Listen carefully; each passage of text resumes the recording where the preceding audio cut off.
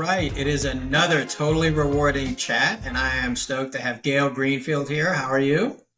I'm doing well. How are you? I'm all right. We are on opposite coasts, so I'm not going to lie. If people hear the wind, I'm in New England. So for me, 80 sun, a little wind is like open the windows. It's a great and beautiful thing. And you are on the West Coast, right, near LA. So Yep. you're like, Yep. that's every day. I was just going to say it's just about the same, but it was like that yesterday, and it Yeah. probably will be tomorrow. So if anyone hears any wind on mine, that's why, because I'm taking advantage of it. And Gail has her blind closed because she just Yes, I'm completely enclosed, ensconced. yeah. So Gail is I'm going to read this because it is the winner for the longest title since we've Oh, been doing this. So the Executive Vice President of Pay Equity and Total Reward Strategy and Solutions. I got that? For true. yes. I don't use that. That's too long for even me, so I usually shorten it. So tell me what you do there, and then your journey. Give me I've been telling people, give the elevator pitch of where Sure. you're at and how you got there and however many floors you need so that I don't screw it up. Sure. So just to give you some context about Trusaic, the company I work for, it's a workplace equity technology and services company, and we use a combination of technology and as well as a support model to help companies achieve pay equity and opportunity equity. So that's really the essential of what Trusaic does. And in terms of kind of my work there, I guess I would say it's a little bit of everything. I'm very involved in client delivery. So in the work we actually do for our clients, I'm very involved in that. But I also do quite a bit of kind of more marketing related activities. So I have a blog series that I've been, working on for the last about 9 months or so. And I post a lot on LinkedIn for those that are on LinkedIn. So I do a lot of that work. I also participate in kind of conversations with prospective clients to help them understand kind of our methodology and our technology and our support model. So I really like that. I have lots of different hats, and so I never get bored. Okay. And you got stuck talking to me when we were touching base. So that's a downside of your job. Oh, And that's ridiculous. how did you get there? So did you magically show up there or like? I did. I literally just knocked on the door. No. So I spent most of my career at Mercer, doing consulting. So doing pay equity consulting along with broader kind of talent management consulting. And the core of kind of what I did at Mercer and what I'm still doing to this day is basically taking an evidence-based approach to talent management, whether it's looking at the drivers of turnover, looking at the drivers of promotion, looking at compensation. It's all based on kind of what is the data revealing to us about how an organization is paying its people and how it's managing its people. And so it's really taking that evidence-based approach to help companies address pay and opportunity inequities. So that's really what I spent most of my time at Mercer doing. And that's, just continuing on in that same vein at Trusaic. Right. I did not know, even though I won't lie, we talked a little beforehand.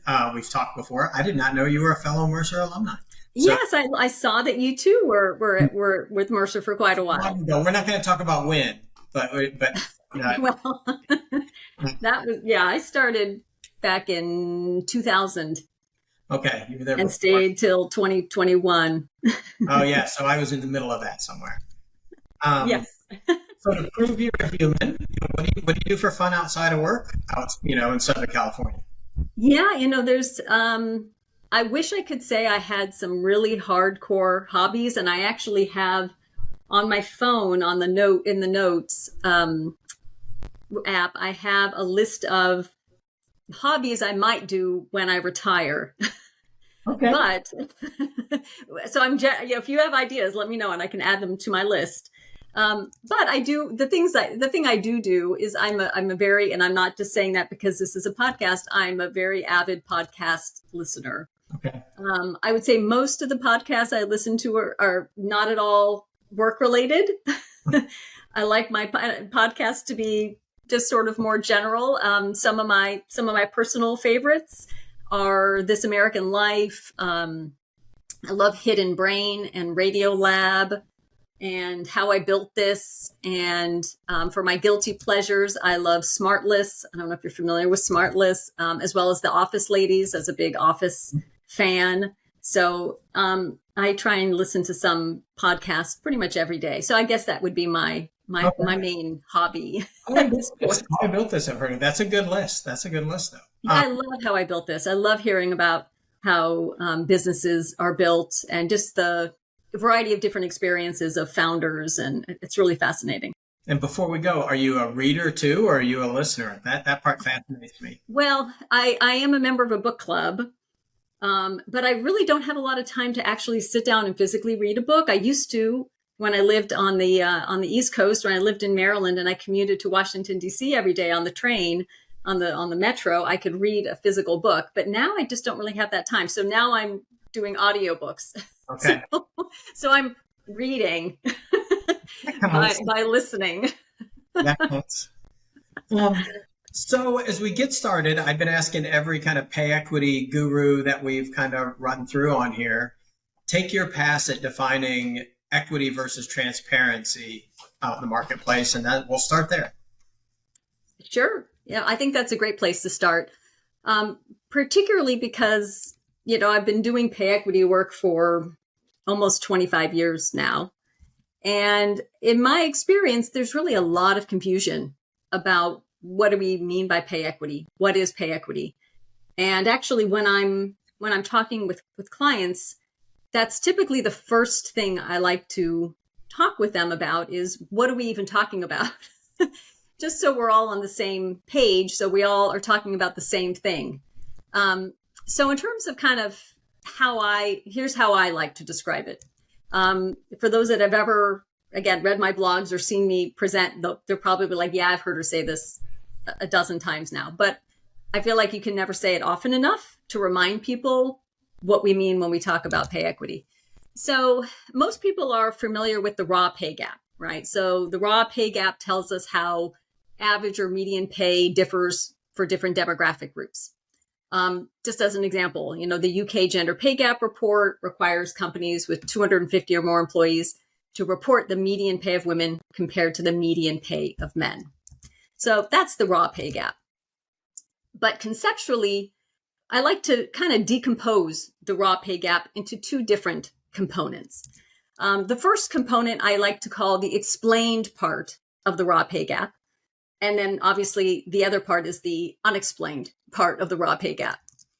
And so when we think about the explained part of the raw pay gap, that really reflects the extent to which pay differs by demographic group due to differences in what we think of as compensable factors. So these are factors like occupation, career level, education, experience. So these are, in some sense, legitimate factors that you would expect to drive pay differences across individuals.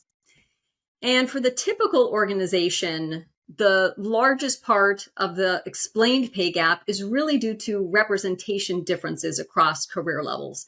So if we look at almost every organization, you'll typically find men and white employees disproportionately represented in higher career levels that pay more, and women and people of color disproportionately represented in lower career levels that pay less.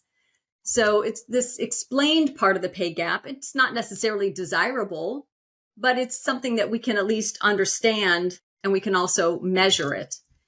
And in terms of how you actually go about addressing the explained part of the raw pay gap, what's interesting is that you don't really address the explained part of the raw pay gap through pay adjustments. It's really more about career and opportunity equity.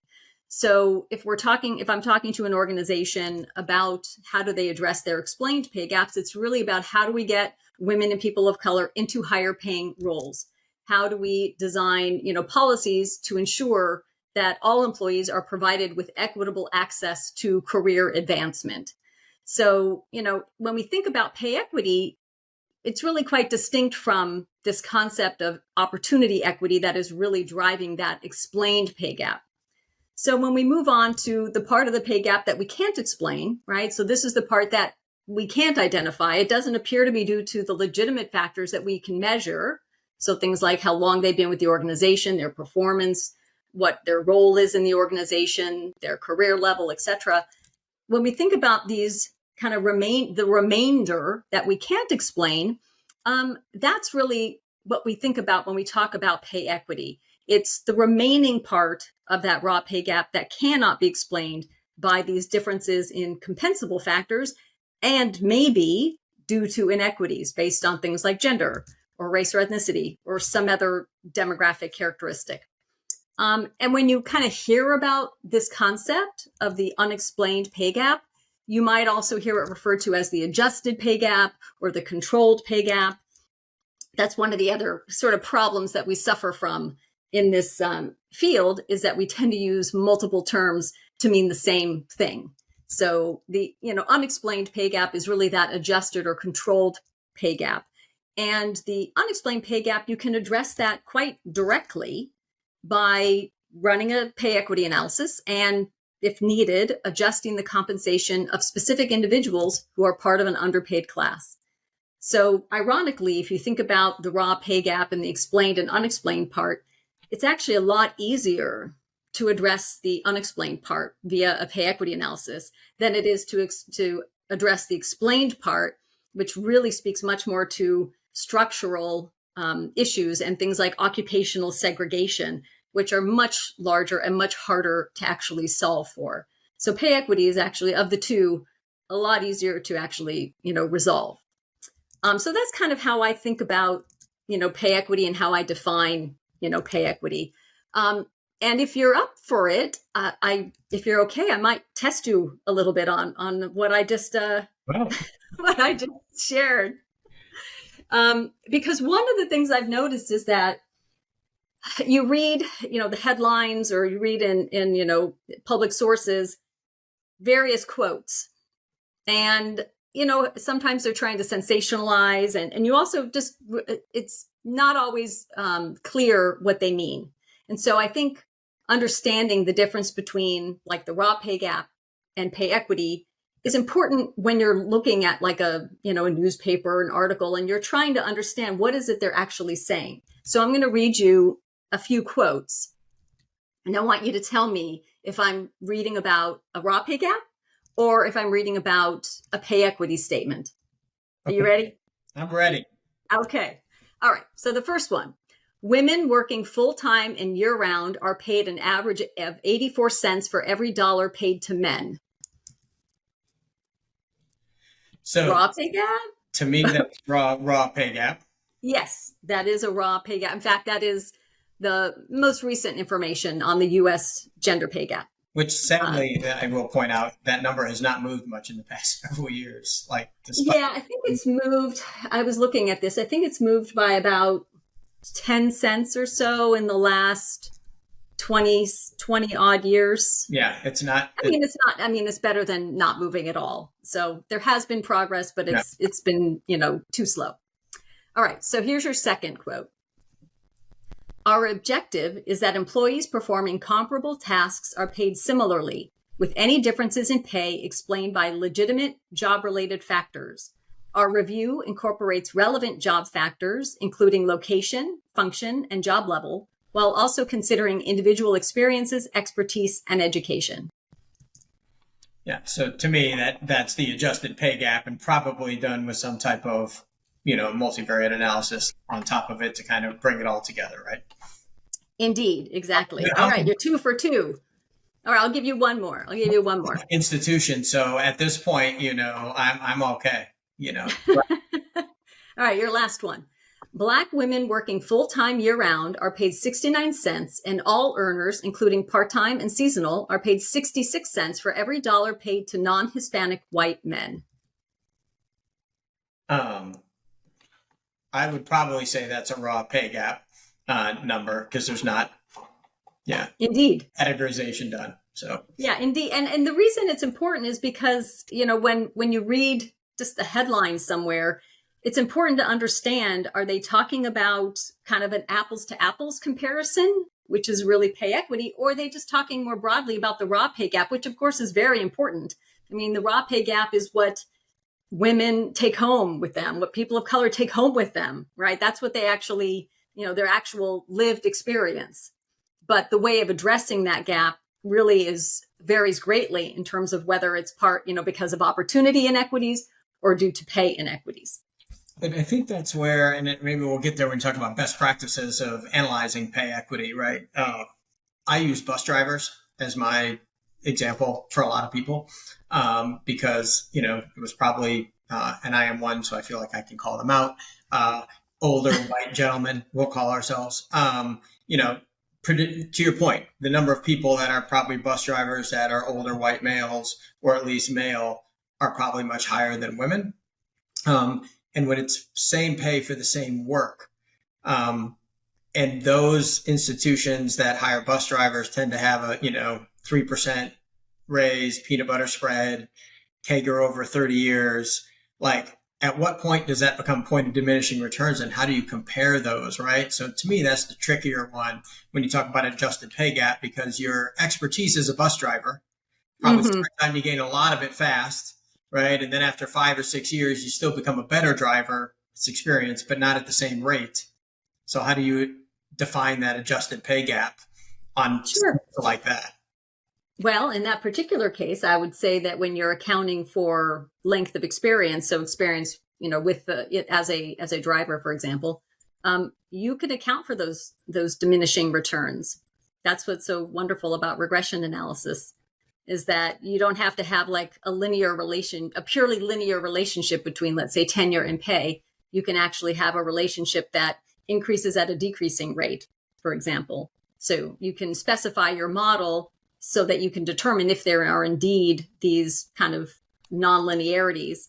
But that would hold for anybody in that role, whether it's, a male or female, white individual, person of color. But there's a great deal of flexibility in kind of multiple regression as an analytical tool. Correct. So before I forget, how do you define transparency? Oh, yes. Okay. So in terms of transparency, I like to separate things. I'm not going to like with pay. Just like with pay equity, I like to break it down. Same with pay transparency. So I like to think about the aspects of pay transparency that are mandatory, right? That are simply required. So for example, I'm sure I don't have to share with you that in certain states, California, New York, Colorado, and a whole host of others, I used to be able to know all the states that started to require pay ranges and job posting, but I gave up trying to remember because I think I ran out of fingers on my hands. And so I just now have it written down somewhere. But, there's quite a few jurisdictions in the U.S. that require organizations to include pay ranges in their job postings. Similarly, under the EU Pay Transparency Directive, job applicants will have the right to pay range information from their prospective employer at some point during the application process. So, that's to me is a part of pay transparency that a company is required to do. There's no discretion in whether or not they comply. I guess there really shouldn't be any discretion in whether or not they comply. They really should be complying. And then also on top of that, if you think about, there are literally dozens. I think there are more than 50 jurisdictions around the world that have some sort of pay data reporting requirement in place. So those are the parts of pay transparency that are required of organizations. But then, there's so when I think about when a company is trying to decide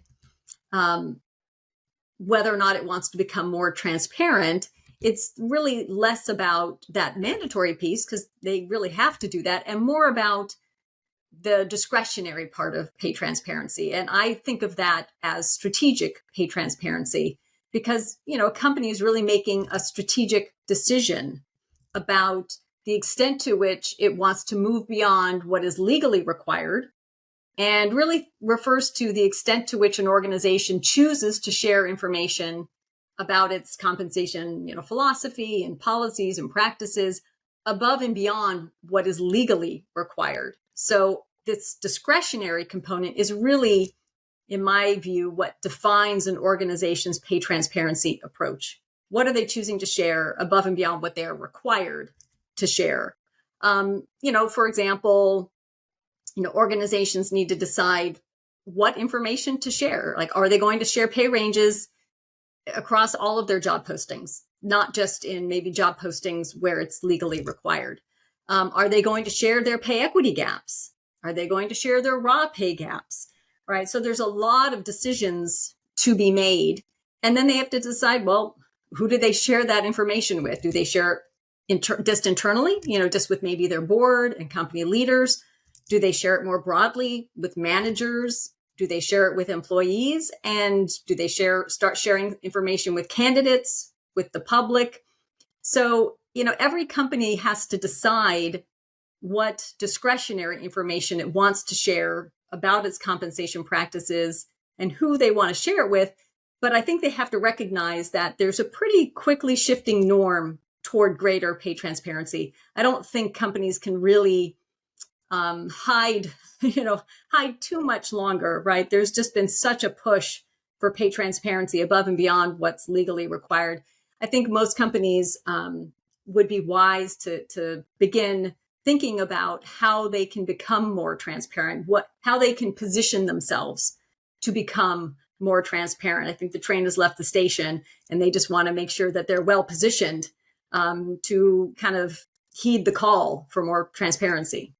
No, I agree. I think there's much like pay equity in the U.S., for those that are still using the ostrich method versus actually tackling it, you can either be defensive or, I don't want to call it offensive, but use it as a positive proactive piece of strategy and working with your company and build trust, or you can try to hide as long as you can. And that's kind of the first decision that I think companies have to make. And then, and it's, to what level, to what degree will I go to share or not share? And one thing that I try to avoid is assuming that companies should be more transparent, right? So I think every company has to decide for itself how comfortable it is being transparent. For some, it's an enormous culture change, and it's not something that really can be done overnight, right? Really does require a larger change management exercise. Well, and I think so I try not to tell companies, oh, you should just be transparent, because I just don't think that's very good advice. I agree. I think before we dive into kind of best practices on pay equity, I think what's forgotten in that is the decision, but then how am I going to communicate it? And that ability to communicate, how I communicate it, how am I going to answer questions, like that piece. It's huge. Is huge. And so the decision could be yes, but then it's like, can I do this well? No. So maybe I'm going to do it next year. I'm going to take a year to get my communication strategy in place. So it's not as binary as some think, I think. Exactly. No, it's not. It is highly, particularly in large organizations, right? Where just any kind of change management exercise is going to take more time than you would like. I mean, that, you wish there could just be a switch, turn it on, everybody knows everything and we're all happy. But that's just not the reality. See, the term I use, auto magically happen. Yeah. You work with a lot of companies and you talk to a lot of companies. So the thing I was really interested in is, like, what are the best practices and best ways for companies to get started into pay equity? So as you talk about pay equity, you're like, well, you got to take all these variables and all these variants. And, I see the term, WIFs and pegs and. Oh, wonderful. I love that. WIFs and pegs. Yes. Different methodologies, which we could nerd out on, if we wanted to nerd out on, whatever, log linear, Blender, Oaxaca. Like, it's overwhelming, right? For people that aren't, like, some of us it's our day job, right? Sure. So how do you see companies that have been successful about implementing this, how they start and work through the process to be successful versus getting overwhelmed and trying to tackle too much? Well, I guess one thing I would start out by saying is that you don't have to be an expert in statistics to do a pay equity review in your organization. That said, you will need some support because it does require the use of some pretty sophisticated statistical techniques that it's very easy to get things wrong. it's very easy to build a very bad model, very bad pay model that will lead to, inappropriate pay recommendations and such. So I guess I would say that the most important thing an organization can do is really just take that first step of actually doing what I like to think of as a proactive pay equity analysis, to really just understand what is the current state of pay equity in the organization. And then, of course, remediate any issues. And in terms of like the first step for an organization that's never done this before, first thing you want to do is you want to talk to your internal counsel about this. You don't want to go doing a whole bunch of number crunching, calculating, even if it's some basic statistics of, average pay for men and women, et cetera. You really want to talk to your counsel, because they might choose to bring in external counsel. They might want this work to be done under privilege. So I think that's really important to work with your counsel to figure out the appropriate protocols, as you're doing this work. And in terms of, the work itself, the first time you do this, an organization is going to need assistance, right? So they're going to need advice and guidance from an expert. And what's great is that there's a lot of sources of information out there. So obviously some organizations are working with consultants to help them do this. Some are working with technology to help them do this. There's, some are doing it themselves using just available resources. There are actually some really great resources available out there, that a lot of these vendors have created to talk about how to conduct a pay equity analysis. But ultimately, you still want to make sure that you're getting appropriate advice and guidance. And even if, for example, you choose like a technology solution, you're still going to need support, right? You're still going to need some advice on how to segment your workforce. What are those relevant wage influencing factors that I should be including in my analysis? Those are hugely important decisions, and making, bad decisions can lead to, bad results that you don't want to take action on, right? So the key is that you want to make sure that whatever you're doing leads to results that are reliable and robust, and you can actually feel comfortable taking, action on in terms of making, remedial pay adjustments. So I do think that organizations looking to do this really need to get some advice and guidance, whether they have a little money to spend or a lot of money to spend. You can still get pretty decent advice and guidance, even when you don't, have those resources. And what I would say as a former consultant and, currently working for a technology and support company, we're always willing to have conversations with organizations, even if they're planning to do the work themselves. We're happy to talk to them about best practices around how to conduct an analysis and how to structure your analysis and all of that. People shouldn't be afraid to just reach out to, experts and just get some advice, because most are willing to provide, some basic advice, just, as a kindness, because, we all want to see, or ultimately people in this field really want to see organizations improve their pay equity situation. And we want it addressed one way or the other, even if we're not the ones, necessarily providing all of that guidance. I think we're all kind of willing to help. I think that's what I've noticed with the folks in this field. Everybody's really, we're all in it together to, kind of make this a better world, at least in terms of pay equity. I agree. And just asking, I know you're tech and, I guess we're both tech companies and provide services, but what's needed, what has to happen, talk me through what your best clients have had, and taking that 30 minutes is fine. I mean, I think it's, and to be honest, probably like you, some people are scared to call or don't want to call, but it's like, I actually take those conversations. So it's like, you're not actually bothering us so much, out of the gate. The only I'd probably add to your comment is, just for me, one of the best practices I've seen that has to happen is comparing apples to apples. And so understanding the jobs in your company, no longer, initially it was an apples and oranges thing. And now it's not even red apples, green apples. You kind of have to understand which are Mac apples and which are Gap apples and which apples I'm putting in which bushels together. And so that understanding that work, there's some work that gets done, to your point, that you could do internally, you could do externally. That's the foundation, which then leads to the math, which, is your data good? Are your jobs matched? And is your data good? Like, is your pay data good? Are we actually comparing apples to apples? So to me, that's kind of the other best practice before you even get to tech. And as a development nerd at a tech company, sometimes pains me to say that, but the dev, math is math, right? And I think you mentioned the models can be really complicated, but if you put the wrong numbers into the same model versus the right numbers, they come out differently. Otherwise, the same numbers into the model are the model. Yes, absolutely. Absolutely. So I think that's a great point to start, though, like just figuring out and learning and gathering resources and what has to happen. And getting the buy-in from leaders. I think that's really important.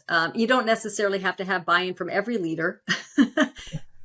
Just one. I mean, because one thing that I think organizations maybe don't think quite enough about is, what do I do if I identify issues? Have I set aside a budget for that?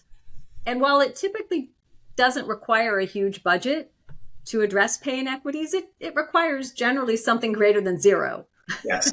So I think that if organizations are thinking of doing this, they want to at least have sufficient leadership buy-in that they can be assured of some sort of budget to address, issues that arise. Or going to come out of the 4% that I always give. I think the other piece about something you said earlier, that part is kind of easier, I think, for people to get their head around. It's dollars, right? And dollars more. The opportunity, absolutely, I think, is a tougher discussion with management. Like, if we lift this up and figure it out, part of it's just going to be money. Part of it might be whether we meant to or not been great about providing equitable opportunity. And are you guys ready to tackle and communicate that? And I think that's scarier for managers. It is. Because the dollars can be fixed. We can argue whether you want to remediate, and I'll ask you in a minute, in a year, or you want to do it in 3 years, like what's best practices for the legal there. But it's pretty easy math. Yes, it is. It's an easier thing to tackle. You can't just put more people in that other role where other people are. And how do you functionally make that change throughout the company? How do you communicate that that's what we're doing?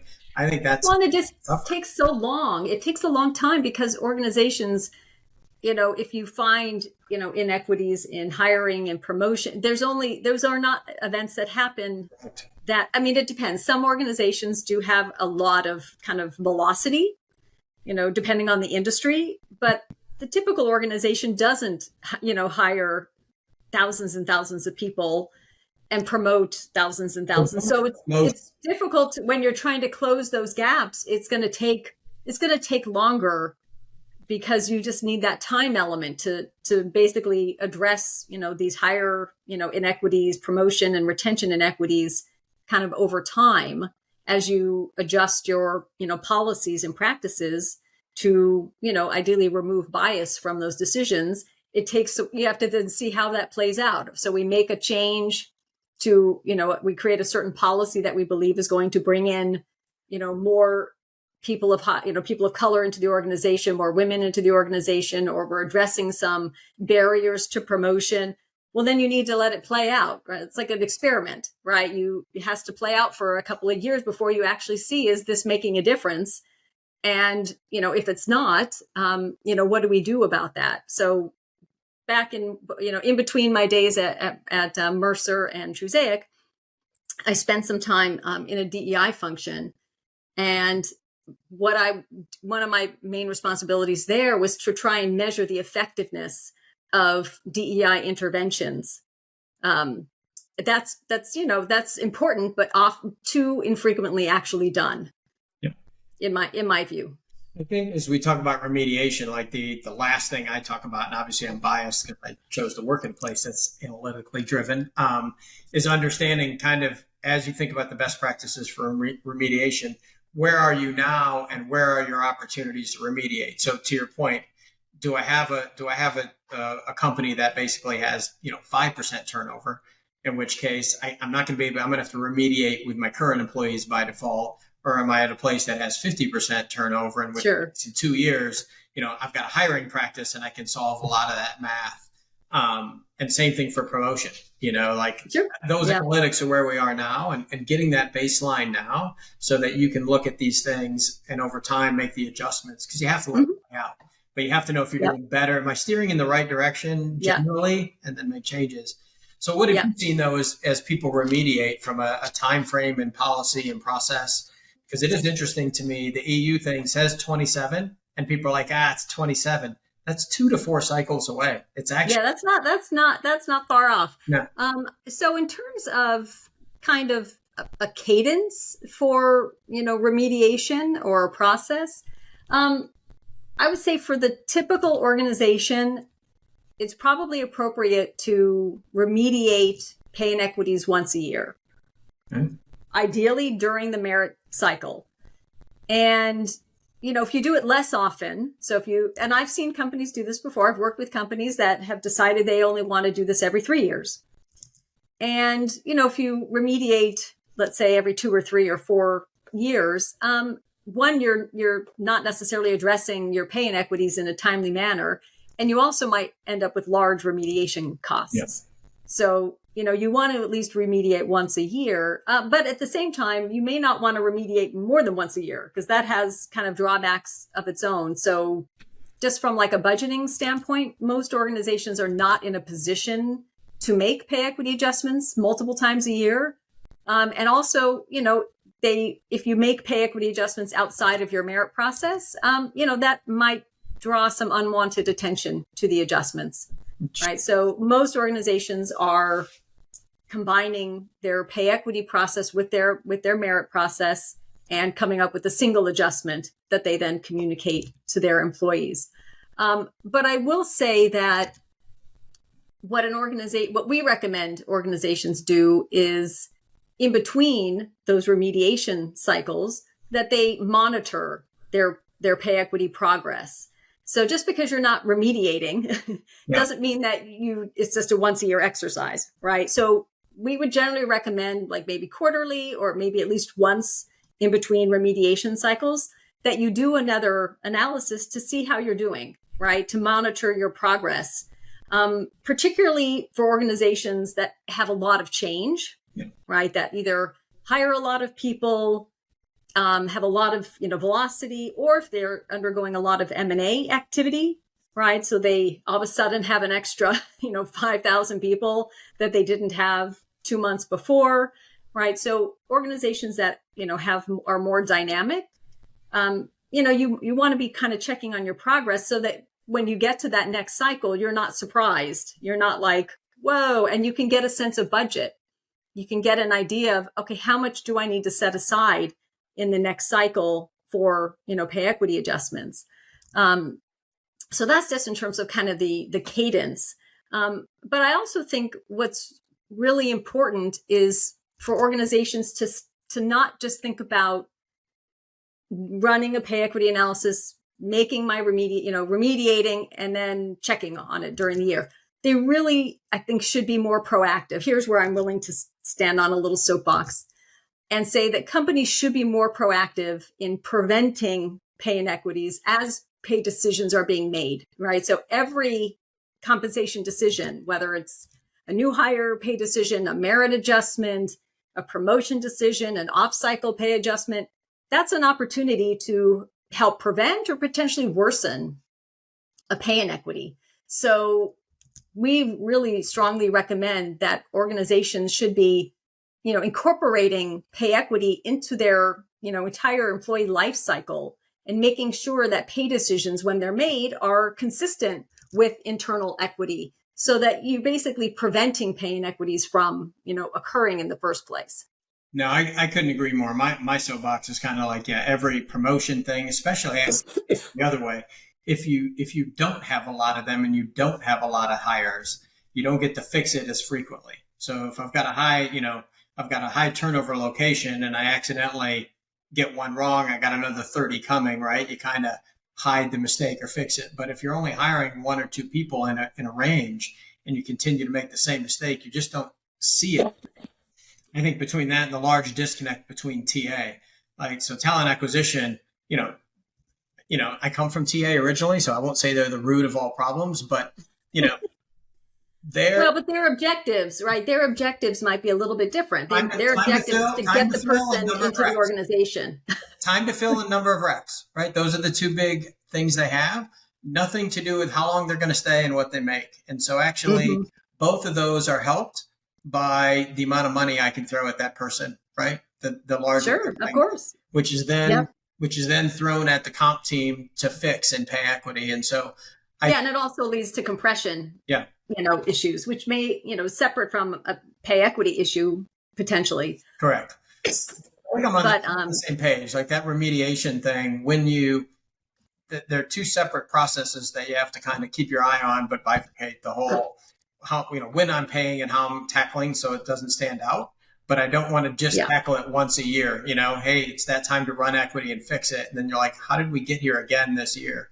Now that is, some organizations are fine with that approach. I'm surprised, but they are like, yeah, okay, fine. We do it every year. We spend a certain amount of money every year. Others are like, why do I keep having to spend this money? What is going on? How can I prevent these inequities?